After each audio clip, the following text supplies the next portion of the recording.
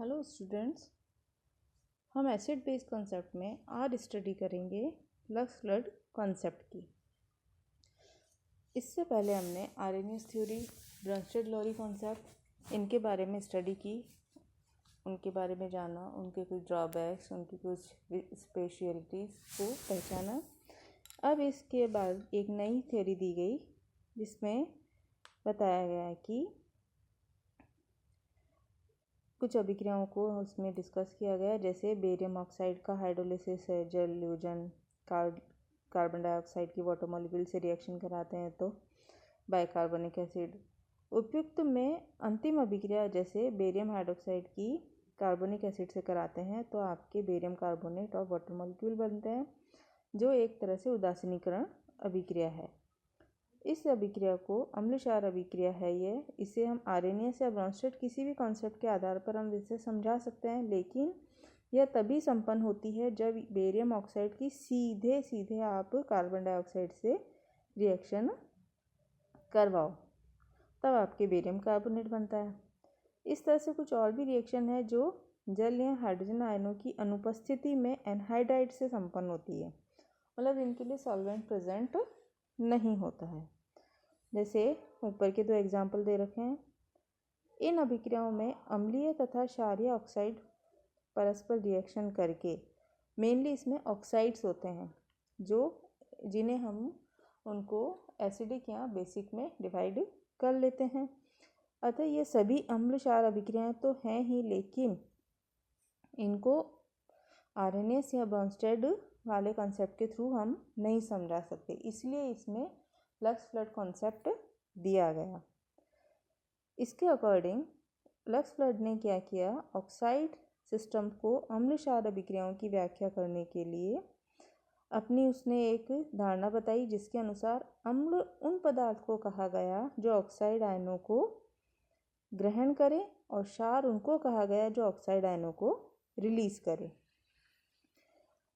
देखिए इसमें बी क्षार है, ए को हमने एसिड के रूप में लिया है और ऑक्साइड आयन इंटरमीडिएट है, यानी कि इसमें मेन अपना जोर ऑक्साइड आयन पे रहता है। जो ऑक्साइड को ग्रहण करे वह तो हो गया अम्ल, और जो ऑक्साइड को मुक्त करे वो हो गया क्षार।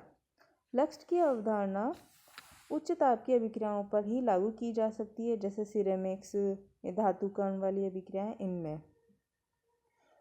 रेत या क्ले की निम्न अभिक्रियाएं दर्शाती हैं कि विलयन से वह अम्ल विस्थापित हो जाता है जो अधिक वाष्पशील होता है। इसकी ये कुछ, जैसे सिलिका है, इसकी कैल्शियम फास्फेट के साथ रिएक्शन है, कैल्शियम सिलिकेट बना है। तो ये सब अभिक्रियाएं धातु कण में काम में आती हैं और उसमें ऑक्साइड की रिलीजिंग और उसके एक्सेप्टेंस के बेस पे उसको एसिड और बेस में डिवाइड किया है। इस अवधारणा के आधार पर उभयधर्मी यौगिकों को निम्न प्रकार से परिभाषित किया जाता है कि वह यौगिक उभयधर्मी यौगिक कहलाता है जो रिएक्शन के अकॉर्डिंग ऑक्साइड आयन रिलीज कर ले या ग्रहण कर ले। जैसे इसमें जिंक आयन है, जो देखिए एक रिएक्शन में तो क्षार की तरह बिहेव कर रहा है और एक में एसिड की तरह, यानी एक में ऑक्साइड आयन रिलीज कर दिया तो क्षार हो गया और ऑक्साइड आयन ग्रहण कर लिया तो बेस हो गया। अतः यदि आर्रेनियस सिद्धांत के अनुसार इनको देखिए, धात्विक सल्फेट व धात्विक कार्बोनेट का सल्फर ट्राइऑक्साइड और कार्बन डाइऑक्साइड में डिसोसिएशन होने का जो तापक्रम के आधार पर एक श्रेणी बनाई गई है वह इस तरह से है। यदि आर्रेनियस सिद्धांत के अनुसार इन धातु आयनों के हाइड्रोक्साइड की क्षारीय प्रबलता को देखा जाए तो यह क्रम इसी तरह से होता है। लक्स की ऑक्साइड स्थानांतरण की अम्ल क्षार अवधारणा को थोड़ा और अच्छे से हम समझ सकते हैं, जिसके अनुसार कोई पदार्थ जो रासायनिक अभिक्रिया में ऋणायन को त्याग दे उसे क्षार, और जो अभिक्रिया में ऋणायन को ग्रहण करे उसे अम्ल कहा गया है।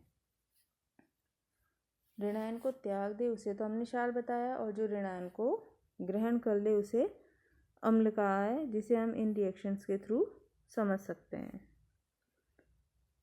अब आता है कि इतनी सारी कॉन्सेप्ट दिए गए, आर्रेनियस, ब्रंस्टेड-लॉरी, लक्स फ्लड, उसके बाद में एक लास्ट में एक उसेनोविच की डेफिनेशन दी गई जो लगभग सभी को मिलाते हुए समझाई गई है। इसके अकॉर्डिंग उसेनोविच ने अम्ल व क्षारों की बड़ी सामान्य व विस्तृत अवधारणा दी, जिसके अनुसार एक अम्ल ऐसा कोई भी पदार्थ हो सकता है जो उदासीनीकरण अभिक्रिया के द्वारा क्षारों के साथ लवण बनाता है अथवा धनायन देता है अथवा ऋणायनों के साथ संयोग करता है अथवा इलेक्ट्रॉनों को ग्रहण कर सकता है, और कोई भी ऐसा पदार्थ जो उदासीनीकरण के द्वारा अम्ल के साथ लवण बनाए, ऋणायन मुक्त करे और धनायन से संयोग करे अथवा इलेक्ट्रॉन रिलीज करे, उसे हमने क्षार की श्रेणी में डिवाइड किया है। तो इसमें देखा जा रहा है सही तरीके से कि ये एक तरह से सभी कॉन्सेप्ट का एक कॉम्बिनेशन है। अतः अधिकांश अभिक्रियाएं ऑक्सीडेशन रिडक्शन अभिक्रियाएं सहित अम्ल क्षार अभिक्रियाओं की श्रेणी में सम्मिलित हो जाती है। अतः मेन रूप से अम्ल और क्षार की जो रिएक्शन है उसको समझाने के लिए इन सभी कॉन्सेप्ट को हम दो भागों में डिवाइड कर सकते हैं, प्रोटोनिक कॉन्सेप्ट्स और non protonic concepts. Protonic concepts में आर्हेनियस थ्योरी व ब्रोंस्टेड-लोरी कॉन्सेप्ट शामिल है, जबकि नॉन प्रोटोनिक में लक्स फ्लड वाला कॉन्सेप्ट शामिल है। तो इस तरह से हमने एसिड बेस कॉन्सेप्ट को बहुत ही अधिक विस्तार से समझा है और इसके बारे में और फर्दर स्टडी करने के लिए हम अगली क्लास में स्टडी करेंगे। Thank you.